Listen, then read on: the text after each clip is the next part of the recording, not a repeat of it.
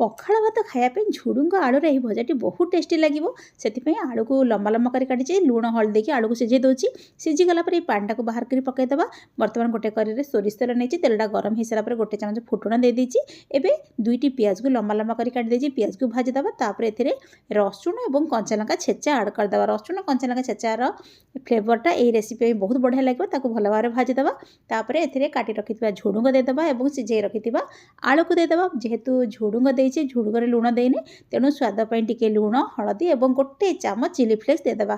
ଭଲ ଭାବରେ ତାକୁ ଗୋଳେଇଦେବା। ପ୍ରଥମରୁ ଆଳୁ ସିଝିଛି, ଝୁଡ଼ୁଙ୍ଗ ସିଝିବାକୁ ବେଶୀ ସମୟ ଲାଗିବନି, ତେଣୁ ଏହି ସମୟରେ ତାକୁ ଘୋଡ଼େଇକି 5 ମିନିଟ୍ ସିମ୍ ଆଞ୍ଚରେ ବସାଇଦେଲେ ଝୁଡ଼ୁଙ୍ଗଟା ଆମର ସିଝିଯିବ। 5 ମିନିଟ୍ ପରେ କଭର ବାହାର କରିଦେବା। ଭଲ ଭାବରେ ସ୍ଲୋ ଫ୍ଲେମ୍ରେ ଭଜାକୁ ଏପଟ ସେପଟ କରି ଭାଜିଦେବା। ଯେତେବେଳେ ଭଲ ଭାବରେ ଲାଲ ହେଇଯିବ, ଆମେ ଗରମ ଗରମ ବାଢ଼ିକି ଖାଇବା। ଏହିପରି ଝୁଡ଼ୁଙ୍ଗ ଆଳୁ ଭଜା କରି ଥରେ ଖାଆନ୍ତୁ ନା, ଯେଉଁ ରସୁଣ ଦେଇছে ତାର ଫ୍ଲେଭର ପାଇଁ ଏହି ଝୁଡ଼ୁଙ୍ଗ ଭଜାଟି ବହୁତ ବଢ଼ିଆ ଲାଗିବ।